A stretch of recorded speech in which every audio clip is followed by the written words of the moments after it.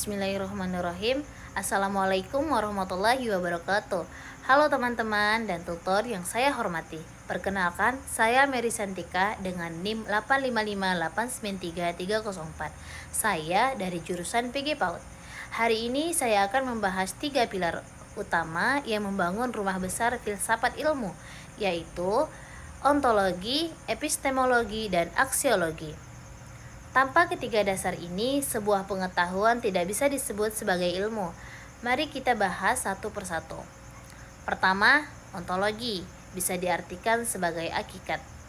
Ontologi membahas hakikat, objek yang ada di dunia ini. Ilmu harus memiliki batasan yang jelas tentang apa yang ditelitinya. Apakah itu hal yang nyata dan bisa disentuh, seperti perilaku manusia, atau hal yang bersifat abstrak seperti konsep pikiran. Contohnya, dalam ilmu pendidikan, manusia sebagai makhluk yang belajar. Jadi, ontologi memastikan bahwa ilmu tersebut punya bahan yang nyata untuk diteliti. Yang kedua adalah epistemologi, yaitu proses. Jika ontologi bicara soal objeknya, epistemologi bicara soal proses. Pertanyaannya adalah, bagaimana kita mendapatkan ilmu tersebut? Nah, disinilah kita bicara soal metode ilmiah, logika, dan juga pembuktian.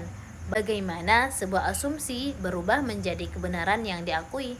Caranya bisa lewat observasi, eksperimen, atau riset mendalam.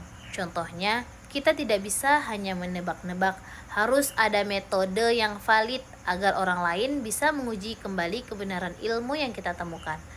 Nah, yang ketiga adalah aksiologi atau bisa disebut dengan ilmu. Untuk apa ilmu digunakan? Aksiologi berkaitan dengan nilai, etika, dan kemanfaatan. Ilmu tidak boleh bebas nilai begitu saja. Ia harus punya tujuan untuk memajukan peradaban atau membantu kehidupan manusia, bukan malah merusaknya. Contohnya, ketika kita menemukan teknologi baru, aksiologi bertugas memandu agar teknologi tersebut digunakan untuk kesejahteraan, bukan sebagai alat perang yang menghancurkan. Nah, sebagai kesimpulan, ketiga pilar ini saling mengunci satu sama lain kan? Tanpa ontologi, ilmu tidak punya arah. Tanpa epistemologi, ilmu tidak punya dasar kebenaran. Dan tanpa aksiologi, ilmu akan kehilangan makna bagi kemanusiaan. Ketiganya adalah landasan mutlak agar sebuah pengetahuan bisa dipertanggungjawabkan secara ilmiah dan etis. Itulah penjelasan singkat dari saya mengenai dasar-dasar filsafat ilmu. Sekian dari saya, semoga bermanfaat bagi teman-teman semuanya. Saya akhiri, wabillahi taufiq wal hidayah. Assalamualaikum warahmatullahi wabarakatuh.